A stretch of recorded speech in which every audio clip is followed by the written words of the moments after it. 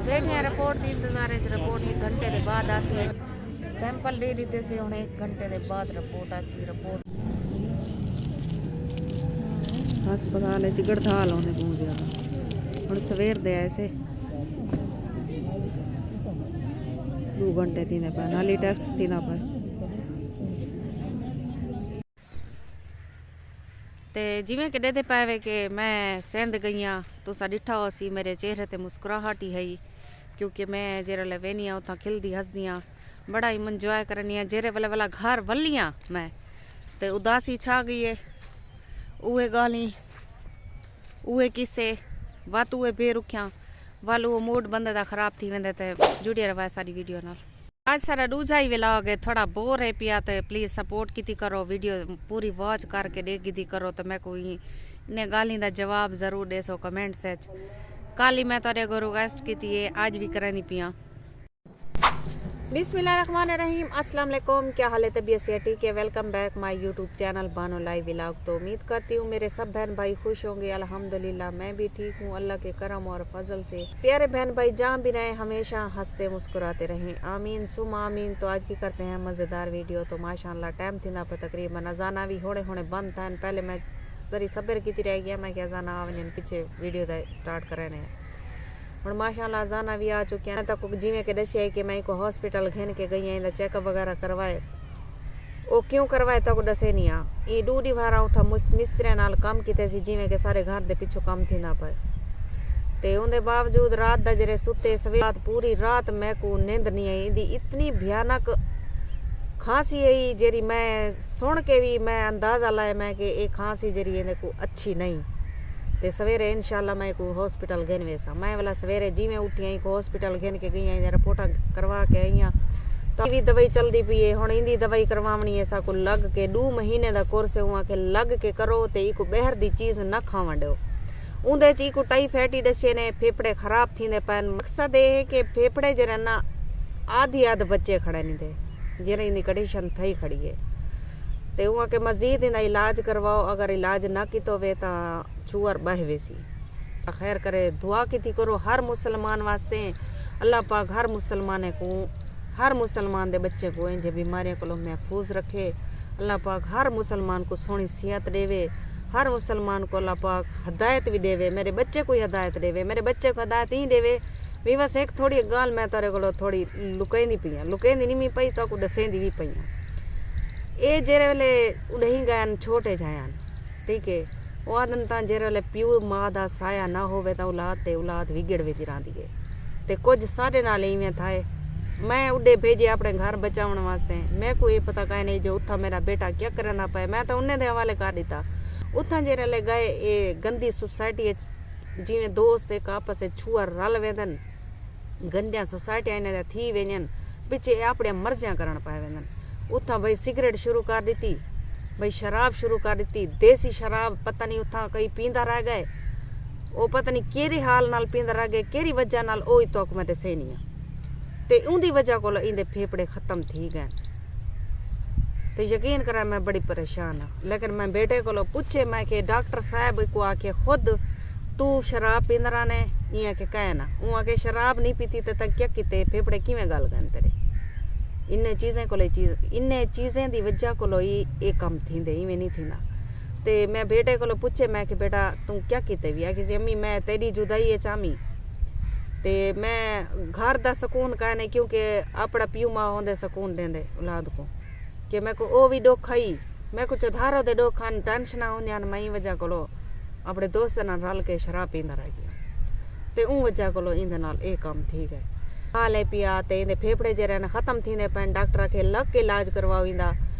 मैं तो विवस इतना परेशान हाँ जिंदी कोई हद कह नहीं। हुण मैं तो हर पासों गई हाँ फस ते तो को मैं हाल इत गल देनी बैठी हाँ कि मेरे तो सब फैमिली मेंबर ही वे कि मैं को एक अच्छी सलाह दे सको। मैं वो बड़ी परेशान हाँ आ दूजी रिवार है। ते आखण का मकसद ये है कि हुण जरा ना इंदी भी दवाई चलती पी है। हुण इंदी दवाई करवावनी है साको लग के 2 महीने का कोर्स हुआ के लग के करो ते इको बहर दी चीज़ न खावा दो। ते मेरे तो पैरें चाहिए ज़मीन निकली गई। यकीन कराए मैं तो बड़ी परेशान थी हाँ क्योंकि मैं को आप कोई बुखार है मैं अपनी दवाई गिननी है मैं को अपनी दवाई भी भूल गई है मैं को इंदी पै गई है। हुण जरा इत्तफाक है घर दा तो दसे नहीं पिया। इत्तफाक ये है कि फैजू को मेरे भिरा रोक दीते उहाँ के फैजू मेरे दर ते ना आवे, क्योंकि साको मना कीते सी कि तेरा बेटा ते तू मेरा नहीं सी आख्या, मेरे बेटे दा आखे सी कि तू सा जरा ना अपने बेटे को घेन के उथा ना आवे, मेरी सोता ना आखे। ते मेरे भिरा जरा ले सुनिया उहाँ के अगर ओ नहीं आ सकदा, मेरा बने जा अगर ऊ घर नहीं वन सकदा ता तू भी नहीं आ सकदा ही घर च। हुण गल ये है कि हुण फैजू कह नहीं आंदा खड़ा घर, वो आंदे अपने मजदूरी थकरा ना खड़े घर दे पिछो वो करके लगा वेंदे, लेकिन घर कह नहीं आंदा। ते मेरे भाई को रोक दीते, भाई तू मेरे दर ते ना आवा। मेरी भेण जीती दीवारा रासी रावे पीछे अपने घर लगी वैसी, ते जे तक मेरा बने जाए मेरा इथे ही रासी। ते देखो सही वीवरो इतना जुल्मी होंदे कहीं दोते, मैं खुद सा इतना जुल्मी होंदे आज तक केरे कानून रोके के माँ को औलाद नहीं मिल सकती।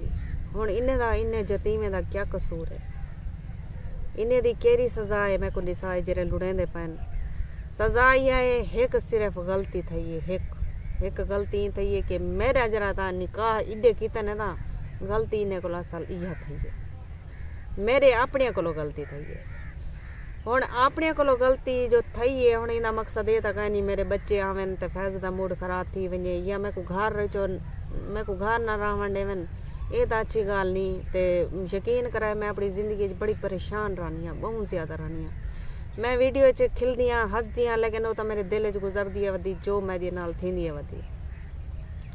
हुण इंदा मैं इलाज करवेनी पियाँ भी बस ये ही वे एक्सरा इंदा ये दे पाया तो हुण ये डॉक्टरें को पता लगदे, साकू तो नहीं अंदाजा, डॉक्टर ही देख के अंदाजा कर सकदा। ते ये जी रिपोर्ट है मैं इंदी ये मोहम्मद शहबाज ये टाइफाइड बुखार ये को दसिया ने, ते ये दा डोज जरा दवाइयां दित्ते ने इन्हें दे पावे। ये एक रोजाना दी ये है को जो आके 2 महीने दा कोर्स है, मुकम्मल करवाओ कंप्लीट न ता औखा मसला थी वैसी ना संभाल सक सोई को इन्हें दे पावे। ये 2 डोज खादी बैठे दवाएं दे पावे, ये 2 बोले काल खादी सी, एक सुबह खादी सी। ये तो खैर सरकारी हस्पताल ने ये दवाएं दीते ने, ये भी सरकारी हस्पताल दी, ये भी सरकारी हस्पताल दी है। ते ये जरा बाहर दे दवाएं ये 150 रुपए एक कैप्सूल इयो, ते ये जरा ना 1400 रुपए दा दवाएं दीते ने 5 दीवार ना इयो ये 1400 ने ये दवाएं 80 रुपए दा कैप्सूल है।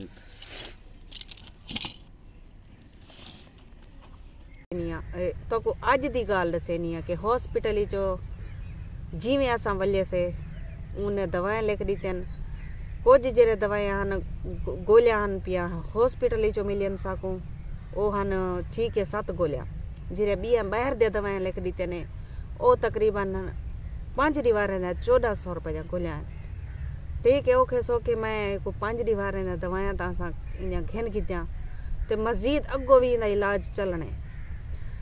ते मैं चैनल ई वास्ते बनाया ही कि मैं के अल्लाह पाक पता मैं को रंग लावे चा, अल्लाह पाक इन्ने बच्चे ने तफेलो इन्ने जतीमे दे तफेलो मैं को अल्लाह पाक तरक्की देवे चा, पाक मैं को रंग लावे चा, तो मैं कहीं दे गो आवन वाले वक्त च मैं कहीं दे गो हाथ ना फैला सकसा।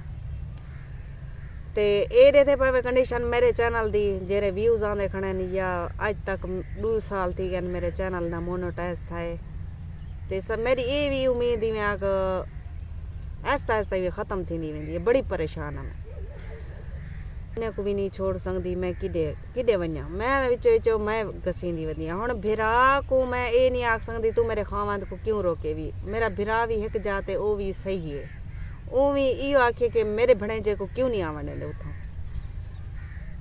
आखिर इन्हां दा कसूर क्या है, इन्हां दा क्या कसूर है इन्हें जतीमे दा मैं कुछ सा बस हाल ही तो जरी चुपे ते कराए दे हक च अल्लाह पाक को सोहनी सेहत देवे।